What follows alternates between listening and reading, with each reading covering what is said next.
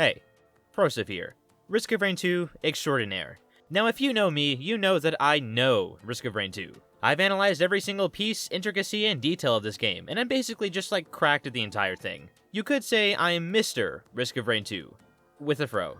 So one day, while effortlessly completing yet another Eclipse 8 run while being dangled over a shark pit, I had a revelation. Why should I keep all of my infinite knowledge of Risk of Rain 2 to myself? Why not share it to the public? After all, I won't always be around, and so there must be some successors to the great Fro status in Risk of Rain 2. And so, I've dedicated myself to write down the many hints and tricks of how to absolutely rock at Risk of Rain 2, and after many long hours of work, my catalog is complete. So today, I will be showing you exactly how to play Risk of Rain 2.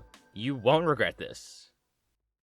Alright, to kick things off, I'm going to touch on a topic that several other big Risk of Rain 2 YouTubers have covered. How much time should you spend per environment? Now, you'll hear people say you should take your time to get items in 100% each environment and then move on at a semi-steady pace. Or, you should diligently use your time and try to complete each environment consistently in 5 minutes. Ha. Oh boy, you silly, silly people. You bicker over what strategy is best when the obvious answer sits right in front of you. Just don't do the teleporter event. Think about it. Don't do the teleporter event, and all of a sudden, all the pressure of the difficulty timer and time management goes away. You can relax and get as many items as you want. You can sightsee, you can kill enemies, you can sit around, you can go get lunch, do whatever you want. I mean, what actually is making you move on to the next environment, huh? Nothing. So that's obviously what the game wants you to do. Just don't move on, or else they would force you to move on. So anytime you worry about time management in Risk of Rain 2, just remember, don't move on to the other environments, and you'll never lose, and boom, that means you always win. Moving on, the next tip is about items. Items are one of the key pieces of Risk of Rain 2, and there are all sorts of tier lists about them and ideas of what combos are best, and item chain ideas, and all that stuff. But it's all obviously wrong. All those people aren't me, after all. The real answer to the objectively best and most essential items to any run is really just one singular item. The Chrono Bauble. Oh, the Chrono Bauble. I mean, just look at it. It slows enemies for 2 seconds. Obviously, movement is something you have to do to play almost any game, so boom, Chrono Bauble makes it so that enemies' movement is slower, so they can't even play right. And it slows enemies for 2 seconds, and Chrono Bauble can stack. Why not Shrine of Order for all Chrono Bauble? So if you want your own Chrono Bauble, please head down to Inconspicuous Trinket Shop number 27. You can't miss it, it's on Mercury, and... Hey, what are you doing? Hey, what are you doing? Get off my mic, get off. Go on, shoo, get out of here. Dang video marketers. Replicating my voice, will ya? Sorry about that. We'll just continue with the actual list. It's stupid. Video marketers. Now where was I? Oh yeah, tip number 2. Difficulty. Risk of Rain 2 has ways to increase or decrease difficulty. There's the Drizzle, Rainstorm, and Monsoon difficulties, as well as the Eclipse challenges for added difficulty. Of course, Risk of Rain 2 overall is hard, and even in just the normal difficulty, the game always keeps you on your toes and alert. Now, some people may think that when you are struggling with the game, you should just drop a difficulty level. Well, I'm here to tell you that that's all wrong. When Risk of Rain gets too hard, just play Loader. Boom, easy mode. Look at that, just stroll along and win. You just win with Loader. I mean, how can you not? It's Loader. If you play as her, you just win.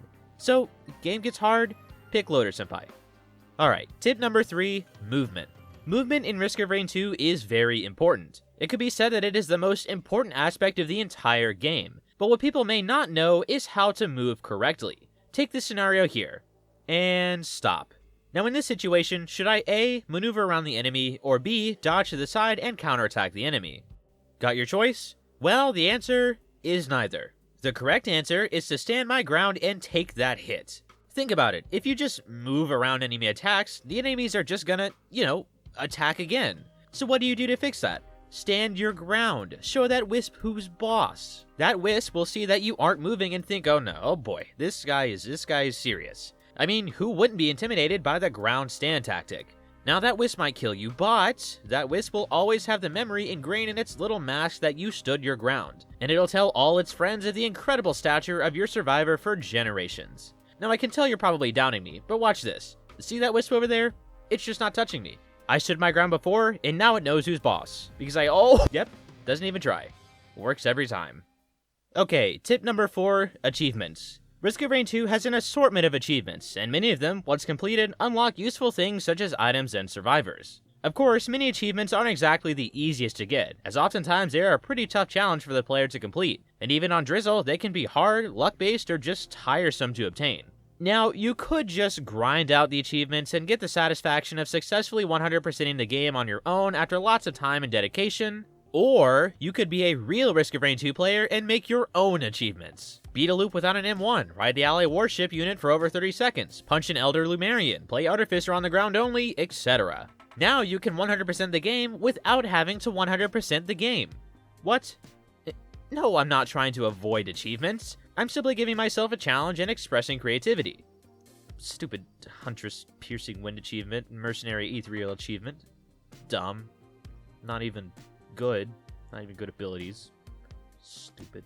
Alrighty. Tip number 5 of how to play Risk of Rain 2, just play on console. Play on console. Look, you know we Risk of Rain 2 players like a challenge, and what better challenge is there than playing on console? Here, take an example. Knockback. See, on PC, they have normal and reasonable knockback. Get that baby stuff out of here. On console, we have mega knockback for mega players. Look at that. It's glorious. It's like the Skyrim giant thing, but in a roguelike.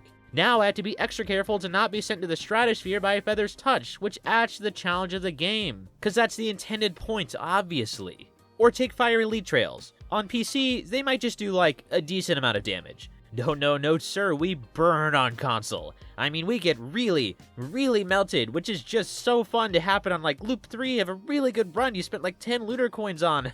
Aren't you having fun? We're having fun. Fun! Tip number 6. Survivors.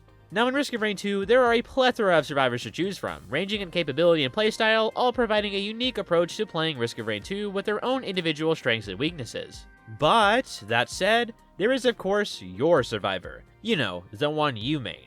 The best one. The one that beats all other survivors by a long shot. So, the best thing to do with that knowledge is immediately go into any Risk of Rain 2 social media and make sure everyone knows that your survivor or survivors are best and the other ones are bad and beneath yours. Because your survivor is the best one out there, and everyone should be playing them and ditch the other bad ones. Unless that survivor isn't loader. Then you're wrong. But assuming you're right, make sure everyone knows you're right and never be open to opinion in the matter like a true Risk of Rain 2 player. And finally, the tippity-top tip to play Risk of Rain 2 is just enjoy the game. Risk of Rain 2 is a fantastic roguelike, full of amazing combat, great visuals, astounding music, and in-depth lore. The game is just so fun, with lots of things to do, explore, and discover, all encased in engaging combat, a unique difficulty timer, great progression, fun items, and awesome and diverse characters. So, with all that said, the true way to really play Risk of Rain 2 is to not have fun. Play every single run in Eclipse 8. Play only the most optimized survivor. Spend 10 seconds on every stage maximum. Do not get white items. Study the exact rotations of every enemy in the game and make counterattack plans with all survivors. Win. And of course, play loader. Yes sirree. With those easy tips, you yourself can someday potentially reach the pro level of Risk of Rain 2. Perhaps it may take a while for you to reach that point, and perhaps you may never reach it, but at least you now know exactly how to play Risk of Rain 2. What am I doing? I'm just looking at the time. I'm just looking at the full script again. What even is this video, man?